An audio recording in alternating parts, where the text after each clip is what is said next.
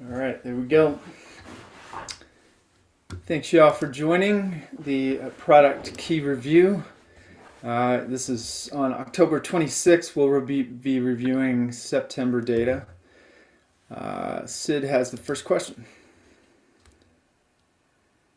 Yeah, what's the latest on the cloud licensing initiative? So there's a couple slides with more background.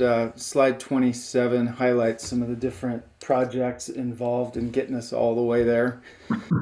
Slide 9 also has some stats on adoption of some of the various components of the Supersonics launch. It's important to note the data set for those stats are customers that have come up for renewal, so it's not about total adoption, it's about adoption within the customer segment that has been up for renewal. And Anoop has more details. Anoop. Sorry, what is that percent? Where can I find that percentage?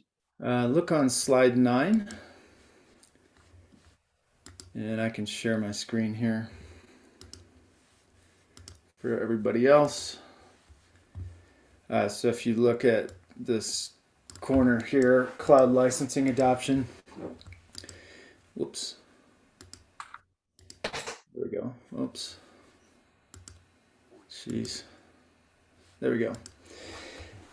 So 70 of customers that have come up for renewal, 74% are using the legacy license, 16% are using the new cloud license, and 9% weren't eligible, probably because they needed a PO or were coming in through a partner. The reason why that's 74 versus a higher number a lot of times is because they're not on the right version of GitLab. That's a big blocker. And then auto renewal, 76% enrollment, quarterly seat reconciliation, 77% enrollment, and operational data adoption, almost everybody. So that gives you a sense for, of those coming up, how many are on these various programs we rolled out on August 1st. Cool, thanks for that. Okay, Anoop. Yeah, I can cover the next steps. So the next one right after this is the rollout and monitoring of quarterly subscription reconciliations, which will actually give real value to customers and we hope will incentivize even more adoption. And then that's planned for the 7th of November. And the next step after that, based on field input, is to prioritize cloud licensing and for POs and channels, which once active, we believe will drive higher percentage ARR into cloud licensing.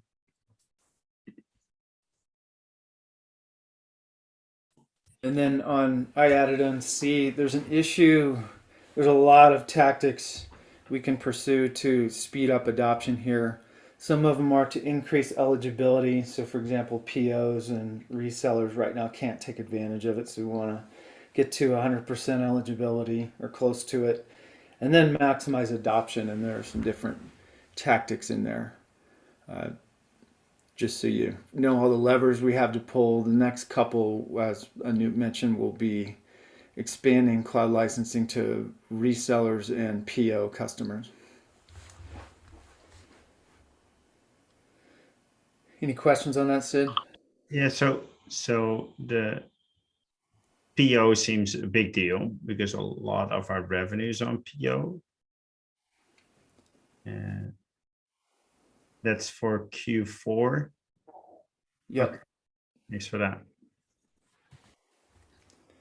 Okay, Sid, you had number 4.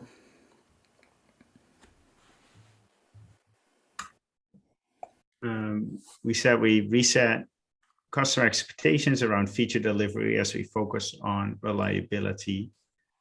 I want to check whether we also did that for our maturity page. Yeah, every month Farnoosh pulls the team getting ready for this meeting to remind them to update maturity statuses, but I don't know specifically whether we updated those as much as we should have. Farnoosh. So two things.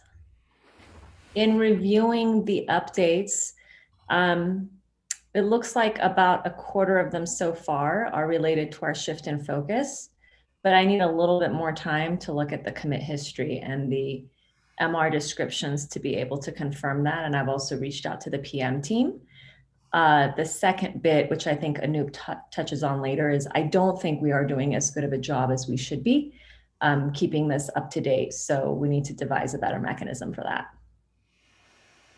Yeah, I'm not super worried about the current status. I'm more worried about the projection going out. Makes sense. Melissa? Yeah, I just wanted to add in that specifically for plan categories, the shifts are because of SAS reliability. And did we update the maturity page estimates, Melissa? Yes. Great. Mhm. David? So Melissa touched on the second part of my first sentence. Not only was it planned, but specifically within secure, like dependency scanning and license compliance were impacted. We noted that actually on the categories direction pages, as well as adjusting the maturity date.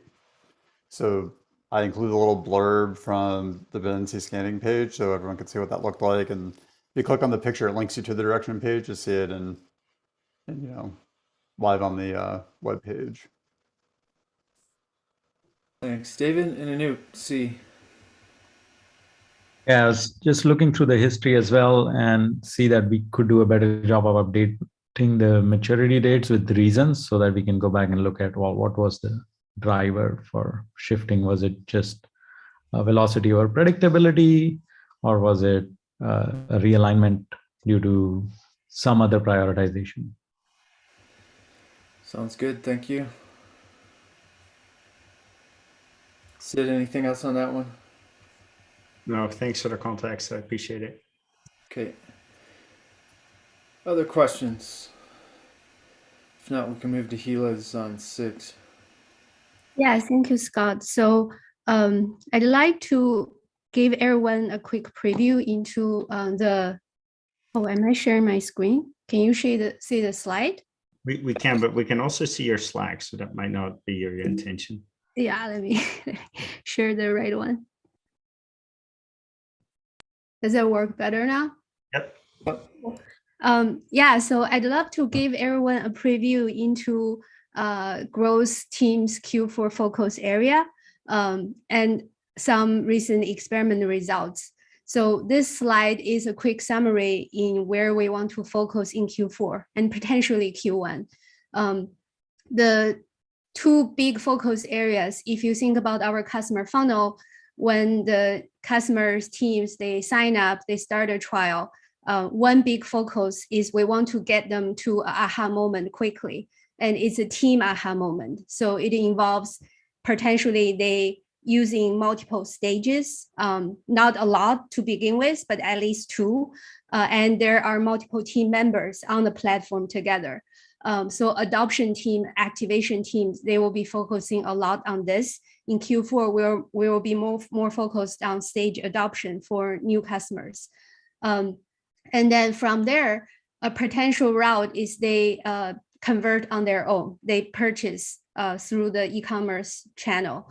The other potential route is they use the product a lot, or they are interested to talk with salespeople themselves. So we capture them as a PQL product qualified leads.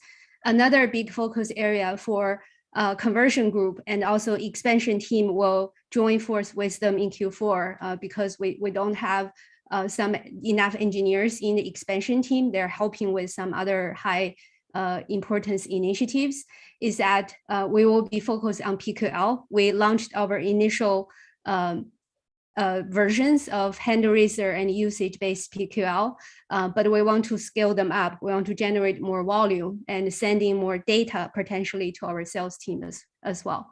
So those two will be the 2 main focus areas. And with this, you may see some adjustment with our KPIs. It will be very similar, but we are refining the definitions and kind of narrowing our focus areas for Q4. And from in the next couple of slides, you basically will see some recent experiment result. We launched PQL. We talk about the hand raiser PQL, the usage PQL, and how they are flowing data from product to Salesforce. And on slide 18, I also want to highlight Mike's team launched the experiment using README as a place to guide our new SaaS users to use our product. And we see pretty strong results in terms of getting them to add more new users, increasing the stage usage, especially secure kind of stands out. I think we were talking about maybe a lot of our new customers, they are not just aware, they are just not aware of secure. When we talk about secure features, make it more visible, the usage actually increased a lot among those new users. And slide 19, Jensen's team launched the experiment to promote custom runner to new users as well. And we see some very interesting results in terms of verified usage decreased, but free to paid conversion rate increased. So again, like in Q4, we will continue those areas in PQL and stage adoption for new users. Any questions? Cool, that's it, thank you. Thanks, Hila. Any other questions from the group?